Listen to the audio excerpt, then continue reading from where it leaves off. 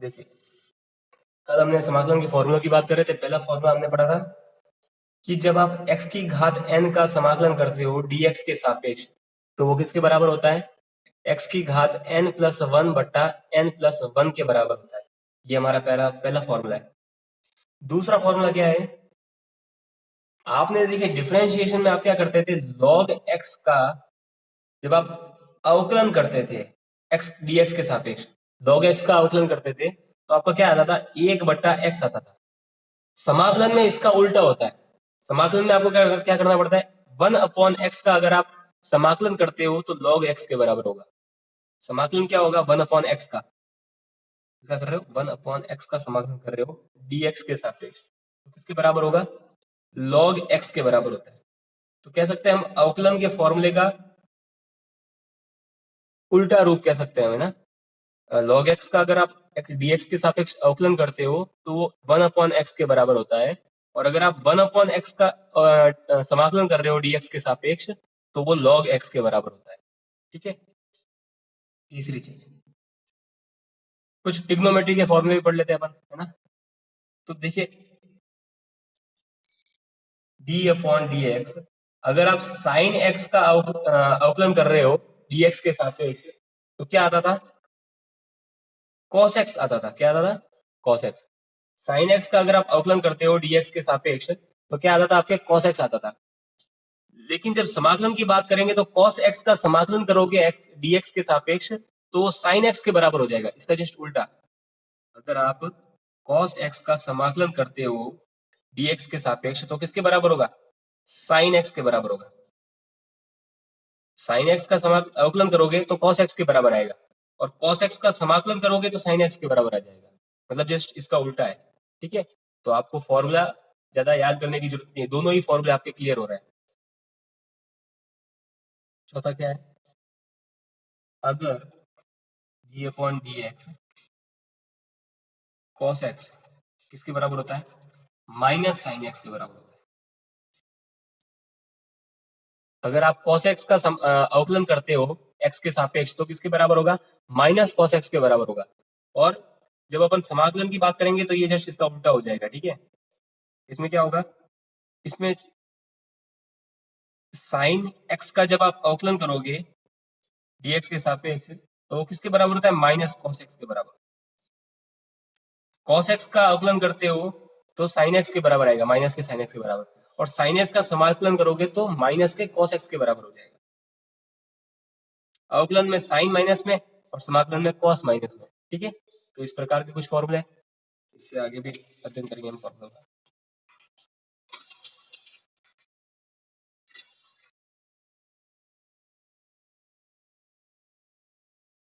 इसके बाद अपन tan की बात करते हैं, tan और cot के लिए। ठीक है। फॉर्मूला नंबर 5, देखिए जब आप tan x का समाकलन, tan x का अवकलन करते थे, tan x का d/dx के सापेक्ष अगर आप tan x का अवकलन करते हो तो किसके बराबर आता था? वो आता था आपका sec स्क्वायर x के बराबर आता था। ये आपका सूत्र था। tan x का जब आप अवकलन करते हो dx के सापेक्ष तो आपका sec स्क्वायर x के बराबर आता था। अगर आप sec स्क्वायर x का समाकलन कर दोगे dx के सापेक्ष तो tan x के बराबर आ जाएगा। जस्ट इसका उल्टा हो जाएगा। sec स्क्वायर x dx का समाकलन करोगे तो किसके बराबर आ जाएगा? tan x के बराबर आ जाएगा। ये भी इसका फॉर्मूला है। एक और फॉर्मूला देखते हैं हम। ये tan के लिए हो गया। अब cot के लिए बात कर लेते हैं। ठीक है।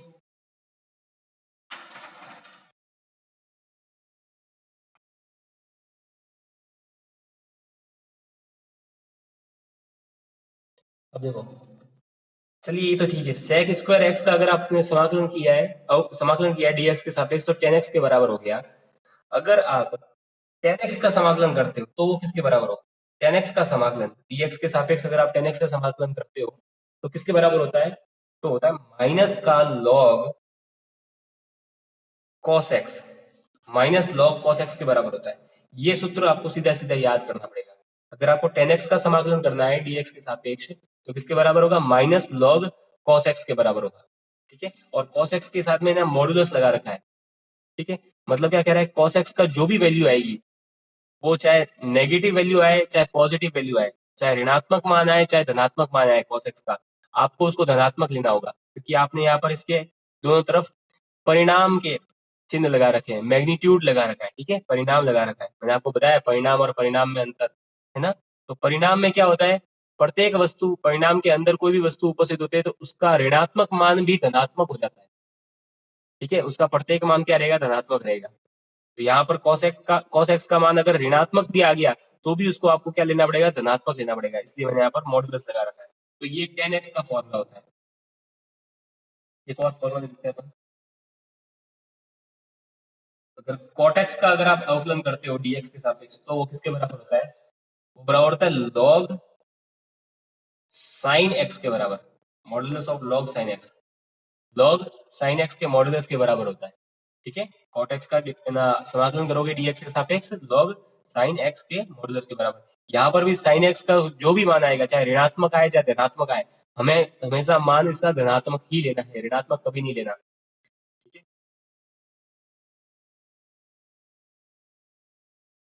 अगर आप sec x का dx के रेस्पेक्ट में अगर आप समाकलन करते हो तो क्या आएगा, sec x का समाकलन आता है log sec x plus tan x। sec x का अगर समाकलन करते हो dx के सापेक्ष तो log sec x plus tan x, साथ साथ में लिख भी सकते हो, है ना। इसके अलावा कह सकते हैं अगर आप cosec x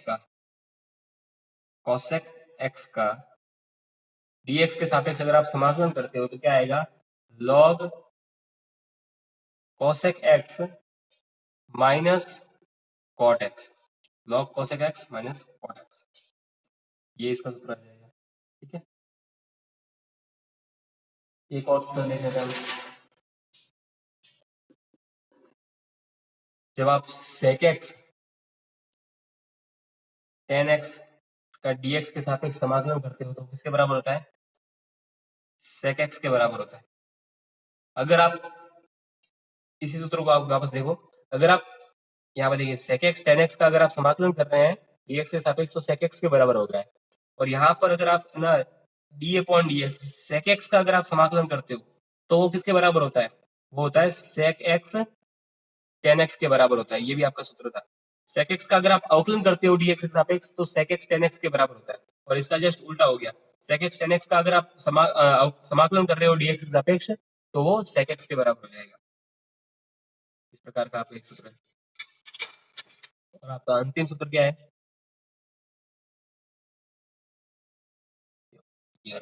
अंतिम सूत्र क्या है, देखिए आपको पता है d अपॉन डी एक्स ई की पावर x का अगर आप अवकलन करते हो तो किसके बराबर होता है, e की घात x के बराबर होता है। लेकिन इसका उल्टा कर दिया जाए, मतलब e की घात x का dx के सापेक्ष समाकलन कर दिया जाए तो किसके बराबर होगा, वो भी e की घात x के बराबर ही होगा, ठीक है। तो यहाँ पर e की घात x का अगर आप समाकलन करो चाहे अवकलन करो, मान हमेशा e की घात x के रूप में ही आएगा। चलिए अब एक क्वेश्चन करेंगे। क्वेश्चन कुछ इस प्रकार से है, आपको एक पद दे रखा है x square plus sine x plus 3 sine x plus minus cos x का अवकलन, सॉरी समाकलन, समाकलन dx के सापेक्ष करो। क्वेश्चन दे रखा है कि x की घात 2 plus 3 sine x minus cos x का समाकलन करना है आपको dx के सापेक्ष। कैसे होगा ये, आपको दे रखा है कि x की घात 2 plus 3 sine x minus cos x का समाकलन dx के सापेक्ष करना है। तो जो आपको पद दे रखा है उस पद को सबसे पहले अपन क्या मानते थे, y मानते थे, ठीक है। तो y बराबर हमारे पास में क्या आ जाएगा, x की घात 2 plus 3 sine x minus cos x, ये पूरा हमारे पास में पद आ गया। अब देखिए इनका क्या है, समाकलन करना है किसके सापेक्ष से, dx के सापेक्ष। समाकलन का चिन्ह क्या होता है, कुछ ऐसा चिन्ह होता है समाकलन का। किसका करेंगे, ये जो पूरा पद है इसको अपने y माना है तो y का समाकलन करेंगे, किसके सापेक्ष करेंगे, dx के सापेक्ष करेंगे, तो dx लिख लिया, ठीक है। इसके बराबर में लिख सकते हैं y। अब देखिए y की जगह y का पूरा मान दे रखा है, तो y का पूरा मान रख देते हैं, कितना है x की घात 2 plus 3 sine x minus cos x, कोष्टक बंद, और उसके गुणा में क्या है dx, तो dx लगा दिया। अब देखो इसको सीधा सॉल्व नहीं करना है आपको, क्या करना है कि प्रत्येक के लिए, प्रत्येक पद के लिए मान निकाल देते हैं। अगर आप देखिए, क्योंकि इन पदों के बीच में प्लस और माइनस का चिन्ह दे रखा है, ठीक है, जोड़ और घटाव का चिन्ह दे रखा है, तो आप प्रत्येक पद के लिए मान निकाल सकते हो। अगर यहाँ पर गुणा दे रखा होता तो नहीं निकाल सकते।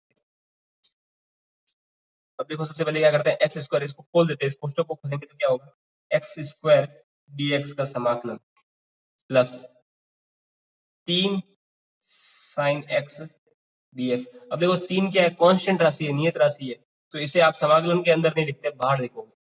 नियत राशि का हमेशा समाकलन या अवकलन नहीं होता है, कभी भी नियत राशि का समाकलन और अवकलन नहीं होता है, तो नियत राशि को आपको बाहर लेना है।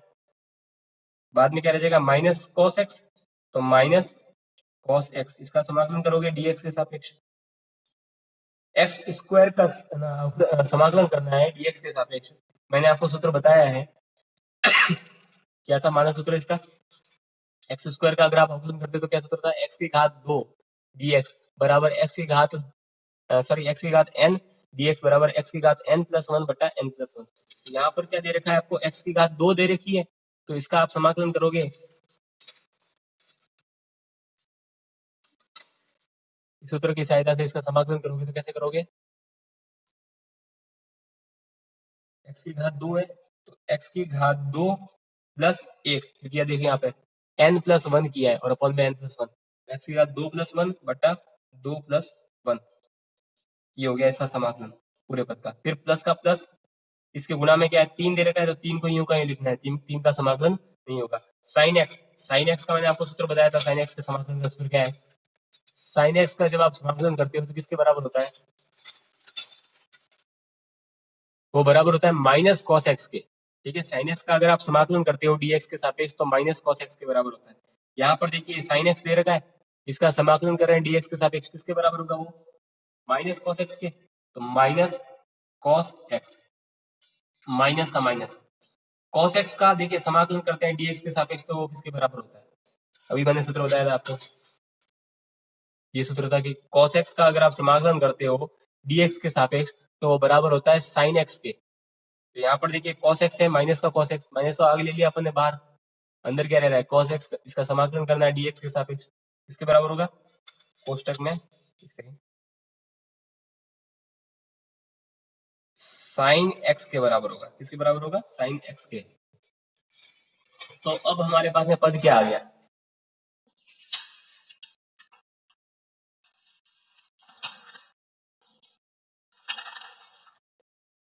अब हमारे पास में लास्ट में क्या पद आया है, पद कुछ इस प्रकार से आया है कि x की घात 2 प्लस 1 बटा 2 प्लस 1, जोड़ो, x की घात 2 और ये कितना हो जाता है 3, तो x की घात 3 बटा, नीचे क्या आएगा 2 और ये कितना हो जाएगा 3, तो 3 प्लस, देखिए यहाँ पर इधर प्लस है इधर माइनस है, प्लस माइनस क्या हो जाएगा, माइनस हो जाएगा, 3 कॉस एक्स माइनस माइनस ले लिया साइन एक्स, ये किसके बराबर होगा, तो हमारे पास में आंसर क्या आएगा, अगर आप डी वाई का समाकलन करते हैं dx के सापेक्ष तो किसके बराबर आता है, x की घात 3 बटा 3 minus 3 cos x minus sine x,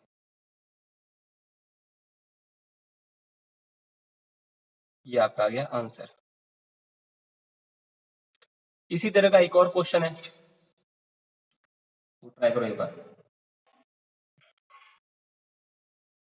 3 sine x minus 4 cos x, 3 sine x, 3 बाहर है, ठीक है, और कोष्टक के अंदर sine x minus 4 cos x है, का समाकलन dx के सापेक्ष करो, यहाँ पर इस पद को, इस पद का समाकलन करना है आपको dx के सापेक्ष।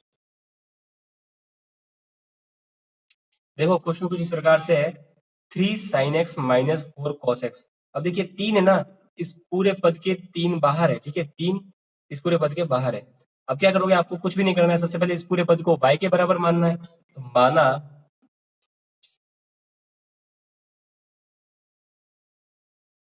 y बराबर क्या आ जाएगा, 3 sin x कोष्टक में माइनस 4 cos x। इसे आप कोष्टक से इसको खोल सकते हो, तो क्या आ जाएगा, 3 का गुणा करोगे sin x से तो क्या आएगा 3 sin x माइनस 3 का गुणा 4 से करोगे तो क्या आएगा 12 cos x आ जाएगा। ठीक है, ये y के बराबर आ जाएगा। अब देखो, अब आपको क्या करना है, y का समाकलन करना है, किसके सापेक्ष करना है, dx के सापेक्ष करना है। तो y समाकलन का चिन्ह किसके सापेक्ष, dx के सापेक्ष। एक सेकंड, पेन खत्म हो गई। देखो तो क्या आ गया तुम्हारे, ये y dx के सापेक्ष इसका क्या कर रहे हैं अपन, समाकलन कर रहे हैं, ठीक है। तो कुछ नहीं, चिन्ह तो यूं कहीं रह जाएगा, y की जगह ये पूरा पद लिख लेंगे। क्या है पूरा पद, 3 sin x minus 12 cos x, ठीक है, और गुणा में क्या आ रहा है dx, तो dx यूं का यूं आ जाएगा। अब आपको इंडिविजुअल प्रत्येक के लिए समाकलन करते हैं, ठीक है। तो प्रत्येक के लिए समाकलन करेंगे तो कैसे करेंगे, इस पूरे जो कोष्टक में दे रखा है इसको खोल देते हैं। तो खोलेंगे तो कैसे खोलेंगे, 3 है, 3 का समाकलन होता है क्या, नहीं होता, क्योंकि 3 क्या है, एक नियत राशि है। तो 3 आपका बाहर आ जाएगा। इस पूरे पद को आपने ले लिया तो क्या आएगा साइन एक्स, और इसका dx से गुणा कर दिया तो dx आ जाएगा। माइनस का माइनस, यहाँ पर क्या है 12 आ रहा है, तो 12 क्या है, नियत राशि है, संख्यात्मक राशि है, तो इसका समाकलन नहीं होगा। तो 12 यूं का यूं बाहर आ जाएगा, समाकलन का चिन्ह, और cos x, और cos x का अगर dx से गुणा कर दोगे तो dx आ जाएगा। इस तरह से खुल जाएगा ये, ठीक है। तो इस पूरे पद को मैंने खोल दिया इस तरह से। अब देखिए,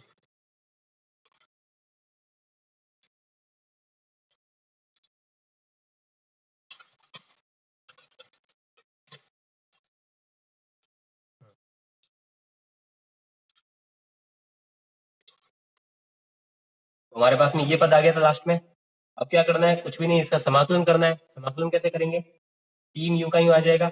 साइन एक्स का समाकलन किसके बराबर होता है, रुचि साइन एक्स का समाकलन किसके बराबर होता है,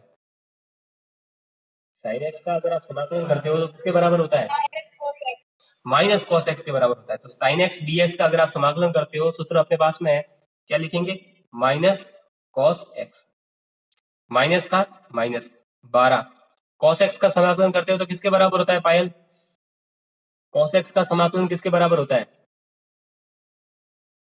पायल रानावत, पायल क्लास में है या नहीं है, कॉस एक्स का समाकलन किसके बराबर होता है,